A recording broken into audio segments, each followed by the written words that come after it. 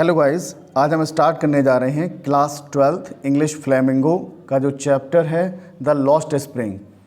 इसके ऑथर हैं अनीस जंग। उसके लॉन्ग आंसर टाइप क्वेश्चंस को, उसके शॉर्ट आंसर टाइप क्वेश्चंस को हम डिस्क्रिप्शन बॉक्स में डाल देंगे और आप नहीं तो इसके प्लेलिस्ट में जाकर देख सकते हैं। चलिए कवर करते हैं इसके लॉन्ग आंसर टाइप क्वेश्चंस को। बहुत ही इंपॉर्टेंट चैप्टर है ये। पहला question, Simapuri is a place of the periphery of Delhi, yet miles away from it, metaphorically explain।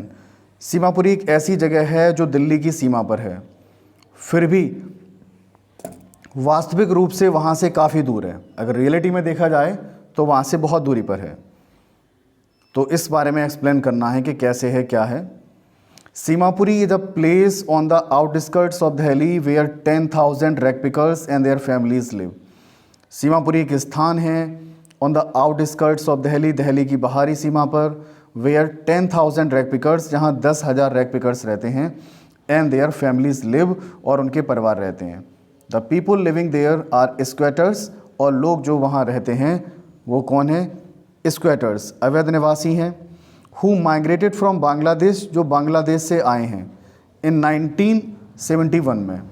The rag pickers live in structures of mud, और जो rag pickers हैं, कूड़ा बीनने वाले हैं, live in structures of mud, वो मिट्टी के बने हुए, विद रूफ्स, और जिनकी छतें कैसी हैं? टीन पड़ी हुई है, एंड तारपुलिन, और उन पर क्या पड़ा हुआ है? या फिर तिरपाल पड़ी हुई है। डिवाइड ऑफ सीवेज, सीवेज से बचने के लिए, ड्रेनेज और रनिंग वाटर से बचने के लिए, यानी कच्चे मकान हैं जो ढके हुए हैं टीन से या फिर तिरपाल से। No one can imagine that, कोई ये कल्पना नहीं कर सकता है, that such a place exist on the periphery of Delhi, कि इस तरीके का कोई स्थान भी वहाँ पर एग्जिस्ट करता है on the periphery of Delhi, Delhi की सीमा पर, जो कि क्या है? द कैपिटल ऑफ इंडिया है। It stands in the stark contrast to the metropolitan city of Delhi. यह बहुत ही स्टार्क कंट्रास्ट है, यानी पूरी तरीके से विरोध है, अपोजिट है to the metropolitan city of Delhi, Delhi जैसे महानगर के लिए पूरी तरीके से अपोजिट है ये। The main city of Delhi and Seemapuri at its periphery, और जो मुख्य सिटी है दिल्ली और सीमापुरी की, एट इट्स पेरीफेरी, वो इसकी सीमा पर है। Provided N exemplary case of contradiction, जो कि हमें प्रोवाइड कराता है एक एग्जेम्पलरी केस। एग्जेम्पलरी केस का मतलब होता है तस से मस ना होने वाला case.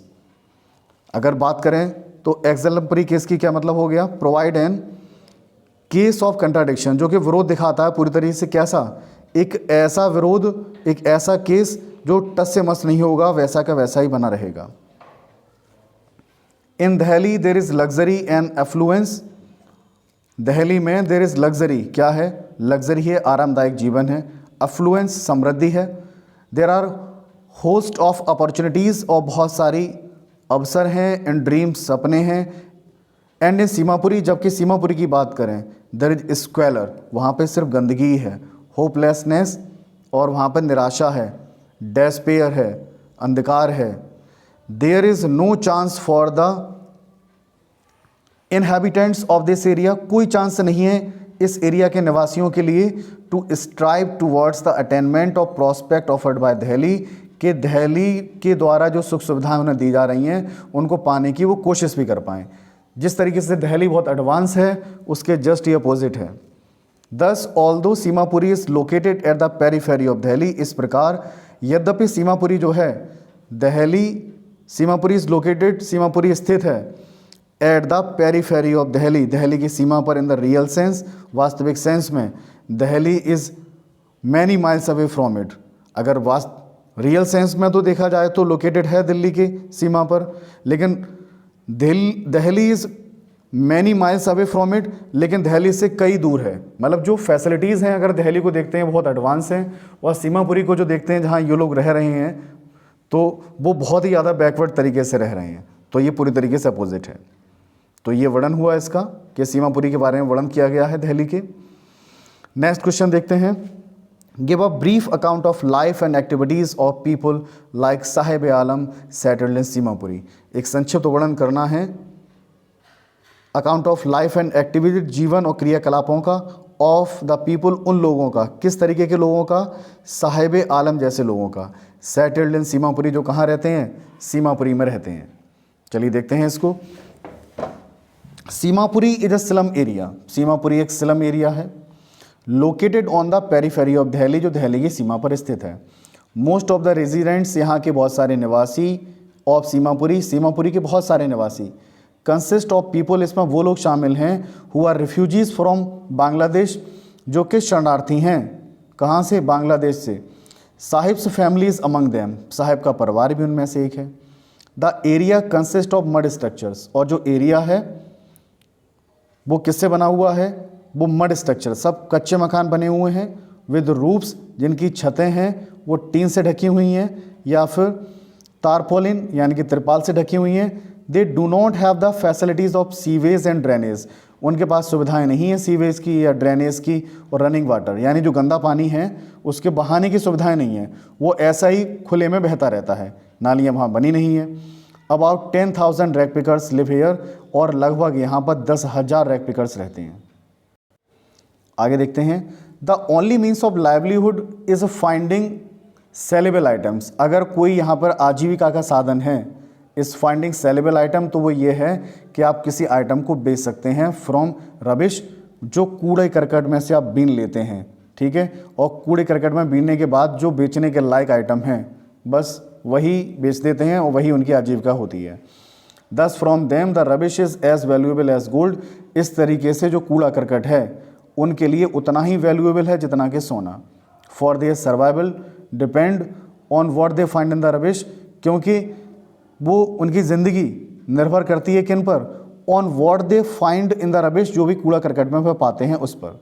These rag pickers have lived here for more than 30 years without any identity, और ये जो रैक पिकर्स हैं, कूड़ा बीनने वाले हैं, हैव लिव्ड, वो यहाँ रहे हैं, here for many then 30 years without any identity, इनकी कोई आइडेंटिटी नहीं है, कोई पहचान नहीं है, और 30 सालों से यहाँ पर रह रहे हैं। They do not have permits, उनके पास कोई अनुमति नहीं है, कोई परमिशन नहीं है, बट हैव राशन कार्ड, लेकिन उनके पास राशन कार्ड हैं। Thanks to the selfish whims, बहुत बहुत धन्यवाद उन स्वार्थी विम्स लोगों का, जो स्वार्थी सन की लोग हैं, ठीक है, and wishes of the politicians, क्यों, और उन पॉलिटिशियंस की शुभकामनाएं उनके साथ हैं। विद दीज, इनके साथ they can get their name on the voters list, क्यों, इनकी सहायता से उनके नाम वोटर लिस्ट में पड़ गए हैं। And also buy grain for themselves at the subsidised rate, क्योंकि उन्हें बहुत ही कम दामों पर क्या मिलता है, अनाज मिल जाता है उस राशन कार्ड की सहायता से।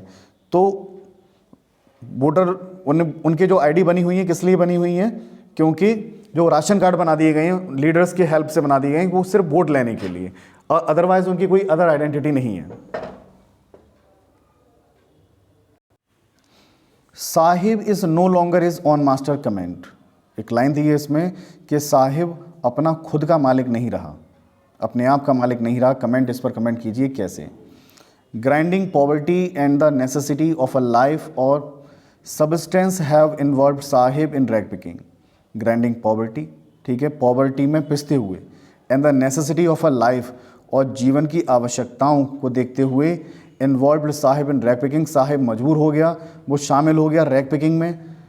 रमेजिंग थ्रू गार्बेज, रमेजिंग का मतलब होता है उथल पुथल करते हुए किसी चीज़ को खोजना।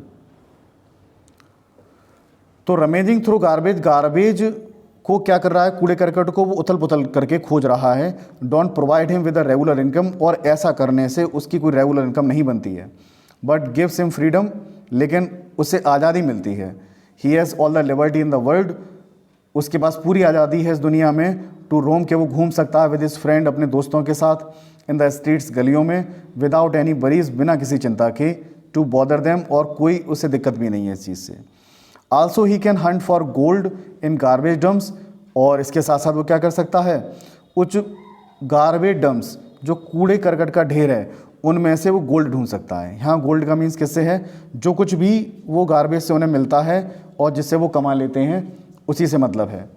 It provides him a hope, और यह उन्हें आशा देता है, and thrill every day in the form of a rupee, और उन्हें ये रोमांचकारी बनाता है हर दिन को in the form of a rupee. उन्हें या तो 1 रुपया मिल जाता है और 10 रुपी नोट या 10 रुपये मिल जाते हैं। So he looks forward to the rag picking, इसलिए वो लगातार रैक पिकिंग का काम करते रहते हैं। The job he takes up at the tea stall, जब वह नौकरी करता है टी स्टॉल पर, is one of his attempts to become his own master.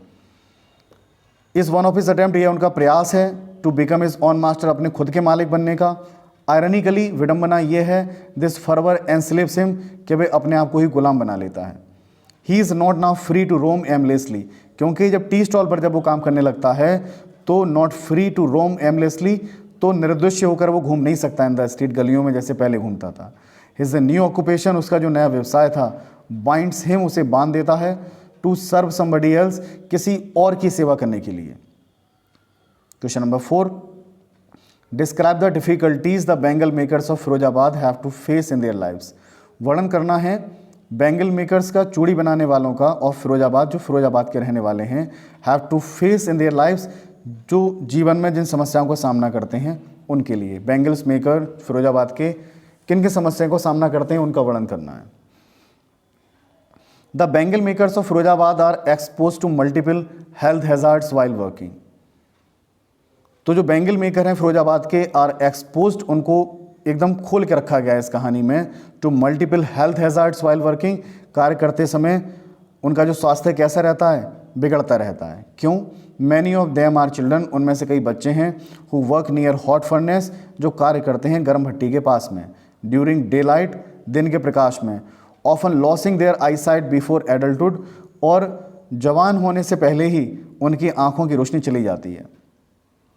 Years of mind numbing toil, कई सालों तक वो काम करते रहते हैं। माइंड नंबिंग टॉयल, एक ऐसा कठिन परिश्रम जो उनके दिमाग को भी कैसा कर दे, शून्य कर दे। Have killed all initiative and the ability,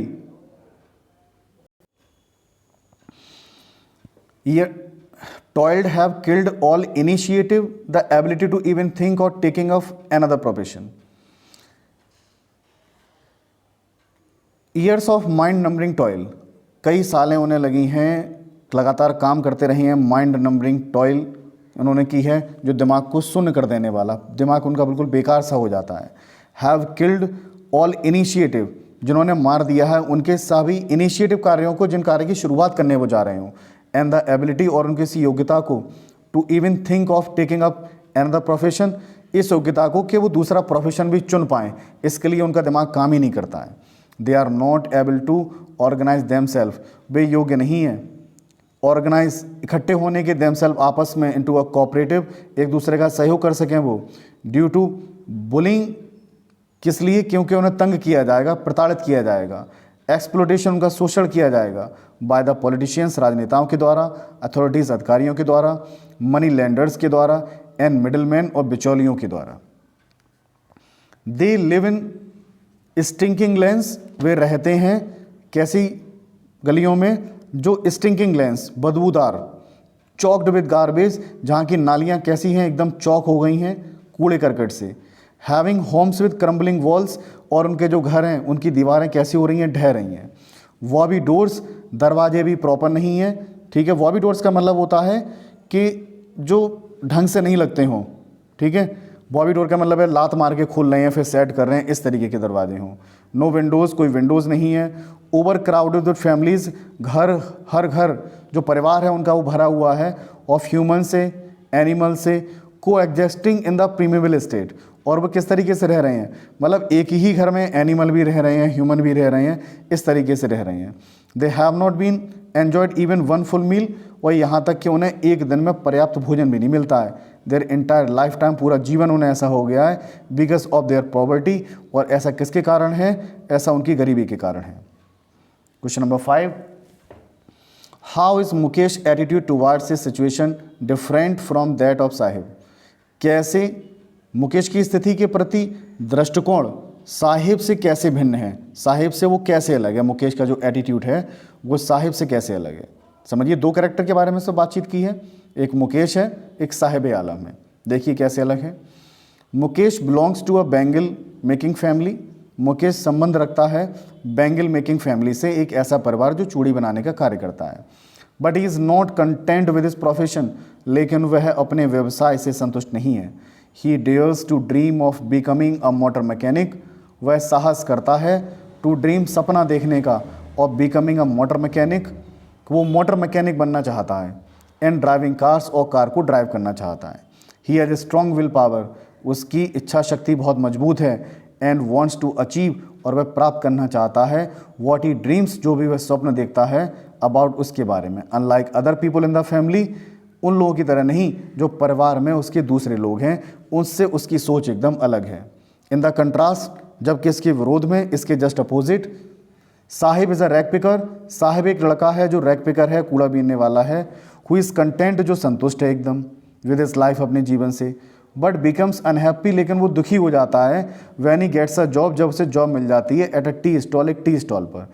even though, यद्यपि, now he is probably earning, यद्यपि वह संभवतः क्या कर रहा है, कमा रहा है, more than on a regular basis, regular basis पर जो कमाता था, रैक पिकिंग से कमाता था, उससे तो बेहतर ही कमा रहा है। साहिब इज़ अनहैप्पी, साहिब दुखी है, because he has lost his independence, क्योंकि उसने अपनी आज़ादी को खो दिया है, which he had as a rag picker, जो आज़ादी उसे मिली थी किसके रूप में, एक रैक पिकर के रूप में। However Sahib accept his new situation, हालांकि साहिब स्वीकार करता है अपनी नई सिचुएशन को, नई स्थिति को। Whereas Mukesh want to break free from traditions, जबकि मुकेश क्या है, बिल्कुल फ्री है, परंपराओं से बिल्कुल मुक्त है वो। दिस इज़ बिकॉज, ऐसा इसलिए है क्योंकि Mukesh is more courageous, Mukesh अधिक साहसी है, एंड डिटरमाइंड, अधिक दृढ़ निश्चयी है, देन साहिब, साहिब की अपेक्षा, विल एवर बी। इस तरीके से हमने इसके लॉन्ग आंसर टाइप क्वेश्चंस को कवर कर लिए हैं। इसी तरीके से धीरे धीरे बाकी चैप्टर्स के लॉन्ग आंसर्स को कवर करेंगे। Thank you very much guys.